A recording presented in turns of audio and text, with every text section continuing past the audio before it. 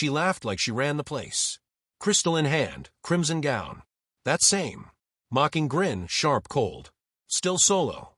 She quipped, tilting her head just enough to coat cruelty in charm. I smiled back, but it never reached my eyes. She had no clue. Not about her. Not about the moment my new wife's fingers would slip into mine seconds later, or how silence would stretch across the party like ice fracturing beneath feet. She didn't know that.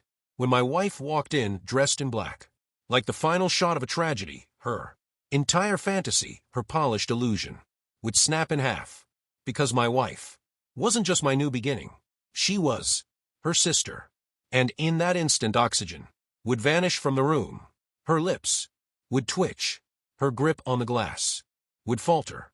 And for the first time in years, she would be the one unraveling. I'd waited for that. For years of quiet rage. Every fake smile, every gathering I avoided, every headline she made, every post flaunting her fairy tale romance like a magazine cover. I saw it all. I remembered it all. And I planned. So I nodded at her smug remark, like it meant nothing, because in a breath, everything would mean something else. For years ago, I came home early. That was it. No hidden cameras, no dramatic setup, just one wrong exit and a meeting that got rescheduled.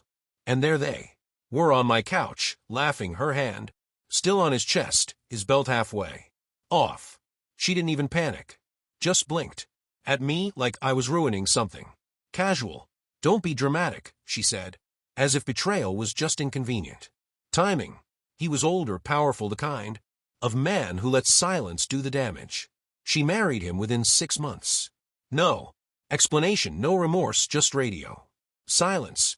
She took the place, the mutual circle, the public narrative. I let her. Didn't fight. Didn't scream. Because revenge isn't fury, it's patience. It's letting someone believe they've won long enough to forget you were ever in the game. Her sister contacted me 2 years later via LinkedIn, polite, distant. She needed help branding a new legal firm. We met for coffee. Then again. And again. We never brought her up. Didn't need to. We worked. We talked. We shared silences that carried more truth than confessions.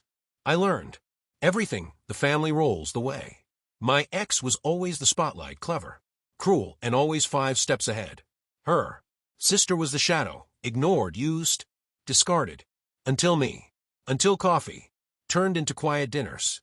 Until the night she wept, not for me, but because she finally felt seen. I wasn't a fix-it project. I was a familiar wound. And we moved quietly, no tags, no posts. Let my ex believe I was still stuck in the aftermath. She left. Until tonight, when my wife stepped through the door. Everything stopped. Her black dress cut through the room like a blade. People stared. I only looked at her. I watched my ex freeze. Her expression faltered, like her mind couldn't align with what her eyes just screamed. My wife, I said. My voice was calm, neutral, sharp. The gap between her breath and response lasted too long. Claire, she croaked. My wife didn't speak, just stared back at her sister with the calm, unreadable mask she wore in court. The same look she gave me when she told me how her sister sabotaged her scholarship, her first love, her confidence. How, my ex asked, voice cracking beneath her painted poise. I handed her the wedding photo. No tags, no caption, no likes. Taken 2 years ago. Her lips parted, but nothing came out, just the weight of truth. You always said I was weak, I said, stepping closer. Too quiet, too kind. She swallowed, frozen. Nobody else dared step in.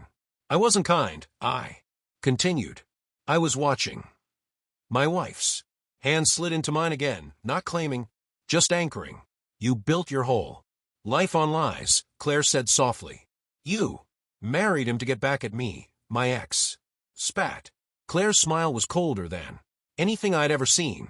No, she said, barely a whisper. I married him because he's everything you said he wasn't. And just like that, her fantasy shattered.